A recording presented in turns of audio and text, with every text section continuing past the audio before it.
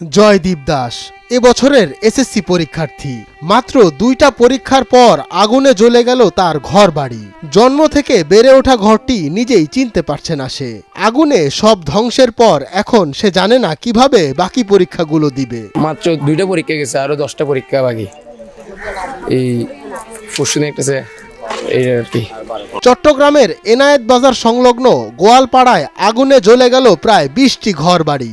ঘনবসতিপূর্ণ হওয়ায় ফায়ার সার্ভিসের ঘটনাস্থলে পৌঁছতে বেশ বেগ পেতে হয়, আর এতে জ্বলে ছারখার সবকিছুই। আমার ছেলে, আমি আর বউ, আমরা 3 জন। একটা মেক্সিও বাইর করতে পারছি না, একজোড়া স্যান্ডেলও বাইর করবে, খালি পায়ে আদি। একজোড়া স্যান্ডেলও বাইর, বউও খালি পায়, আমিও খালি পাই, স্যান্ডেলও একজোড়া বাইর করতে পারছি না। স্থানীয় বাসিন্দারা জানান, আগুনের সূত্রপাত ঘরের পুজোর আসনের মোমবাতির আগুন থেকে, যা পরে বৈদ্যুতিক সংস্পর্শে বিশাল আকার ধারণ করে। এলাকার কিছু দুষ্কৃতিকারী বেদখল নিয়ে রাস্তার মধ্যে দোকান, এই ছাগলের ঘরতর নিয়ে এই রাস্তা জ্যাম করে রাখছে, যার কারণে ফায়ার সার্ভিস আসতে একটু বিঘ্ন ঘটে।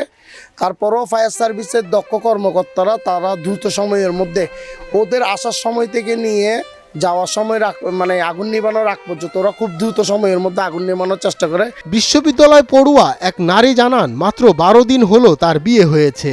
বাবার বাড়ি থেকে পাঠানো নতুন সব আসবাবপত্র ও স্বর্ণালংকার আগুনে পুড়ে ছাই হয়ে গিয়েছে। কিছু থিঙ্ক করতে পারতেছি না, আমি কিছু চিন্তা করতে পারতেছি না, কারণ আমাদের সব কিছুই পুড়ে গেছে। সার্টিফিকেট, আমি কি করব, কিভাবে কি করব বলেন আপনারা।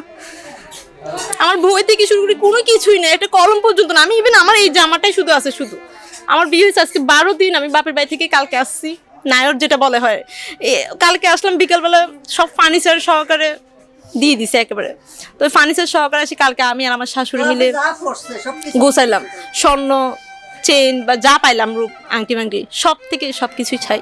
ঘটনাস্থলে এসেছিল বৈষম্য বিরোধী ছাত্র আন্দোলন সহ বিভিন্ন ছাত্র প্রতিনিধিরা। তারা আশ্বাস দেন সাহায্য ও সহযোগিতার। আমরা এখন আমাদের করণীয় হচ্ছে, আমরা আমাদের ইন্টারনাল একটা মিটিং করবো। আমাদের প্ল্যাটফর্মে আরও দায়িত্বশীল যারা আছে তাদেরকে নিয়ে একটা মিটিং করে আমরা একটা সিদ্ধান্ত নিব, এই পরিবারগুলোকে কি করা যায়। ঠিক আছে, আমরা সিদ্ধান্তটা হয়তো আজকে রাতের ভিতরে নিয়ে আমরা জানাবো। এছাড়াও বৃহত্তম রাজনৈতিক দল বিএনপির স্থানীয় কাউন্সিলর ও স্বেচ্ছাসেবক দলের বিভিন্ন নেতৃবৃন্দ পরিদর্শন করেন জায়গাটি। তারা দিয়েছেন ক্ষতিগ্রস্তদের পাশে থাকার আশ্বাস।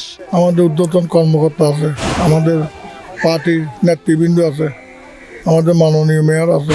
মেয়র মহোদয়কে বলে তাদের জন্য কিছু ব্যবস্থা করতে হবে। চিঠিকল্পতে একটা ওই ফান্ড আছে, যে দুর্বৃত্তদের আবার ওই যারা অসহায়, যাদের ঘর বাড়ি আগুনে পুড়ে যায়, মারা যায়, তাদের জন্য একটা ফান্ড আছে। এই ফান্ডের জরুরি ভিত্তিতে যাতে কাজ করতে পারে সে ব্যবস্থা করবে।